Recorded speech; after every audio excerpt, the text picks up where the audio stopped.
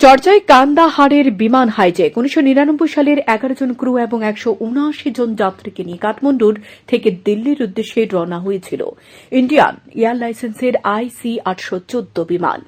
সে বিমান হাইজ্যাক করে পাকিস্তান অমৃতসর সংযুক্ত আরব আমিরশাহী হয়ে শেষ পর্যন্ত নিয়ে যাওয়া হয়েছিল আফগানিস্তানের কান্দাহারে। 7 দিনের দর কষাকষির পর অবশেষে উদ্ধার করা গিয়েছিল যাত্রীদের। ভারতের ইতিহাসে সবথেকে বড় ও ভয়ঙ্কর বিমান হাইজ্যাকের ঘটনা ছিল এটি। কিন্তু জানেন কি, তার আগে 1984 সালেও হাইজ্যাক হয়েছিল আরেকটি ভারতীয় বিমান।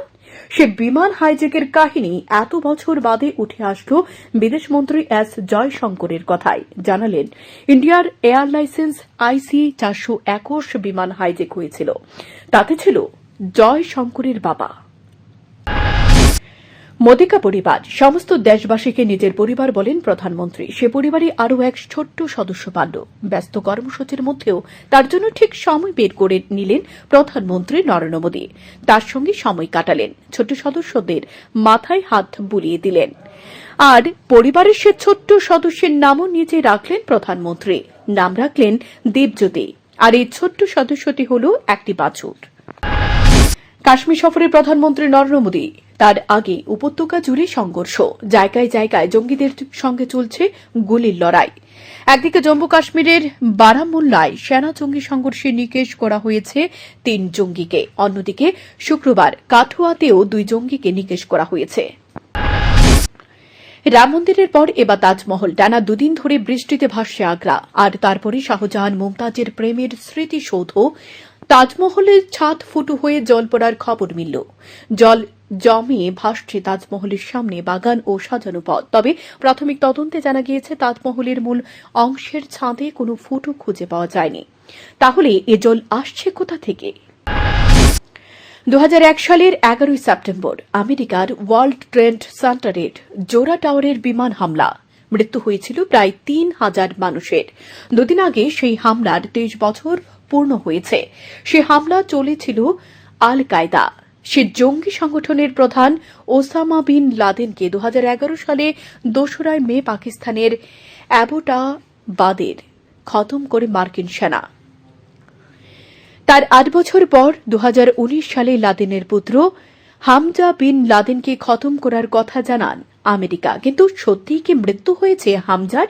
এ প্রশ্ন উঠল একটি রিপোর্ট প্রকাশ্যে আসার পর। একটি ইন্টেলিজেন্স রিপোর্টকে উদ্ধৃত করে সংবাদ মাধ্যম দ্য মিরর জানিয়েছে, মৃত্যু হয়নি হামজার।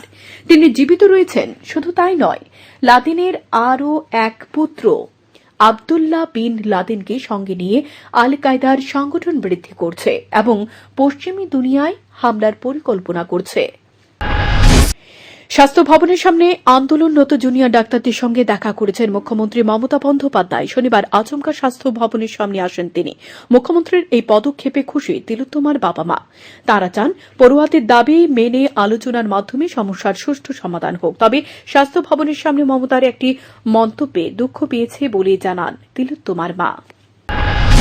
দেশীয় প্রযুক্তিতে তৈরি হালকা যুদ্ধবিমান এবং বহুমুখী ব্যবহারযোগ্য হালকা হেলিকপ্টার ধ্রুব কিনতে পারে মিশর।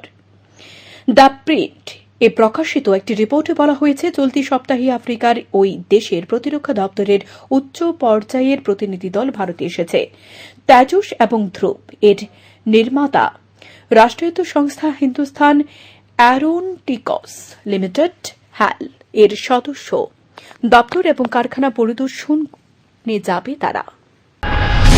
হাওড়া থেকে রাউরকেলাগামী নতুন বন্দে ভারতের উদ্বোধন হচ্ছে রবিবার সকালে 9:45 নাগাদ ভার্চুয়ালি উদ্বোধন করবেন প্রধানমন্ত্রী নরেন্দ্র মোদী। ফলত আনুষ্ঠানিকভাবে রবিবার থেকে নতুন এই বন্দে ভারতের যাত্রা শুরু হয়ে যাবে। আমেরিকার প্রেসিডেন্ট নির্বাচনে 2 মাস আগে 2টি ফৌজদারি অভিযোগ থেকে মুক্তি পেলেন রিপাবলিকান পার্টির প্রার্থী ডোনাল্ড ট্রাম্প।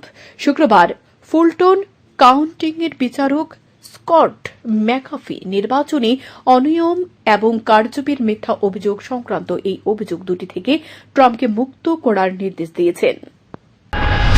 বাংলাদেশে প্রধানমন্ত্রী শেখ হাসিনা দেশ ছাড়ার পরে গত এক মাস ধরে সেই দেশের যাবতীয় দুর্গতির জন্য ভারতকে দায়ী করে মন্তব্য ও বিবৃতি চলছিল।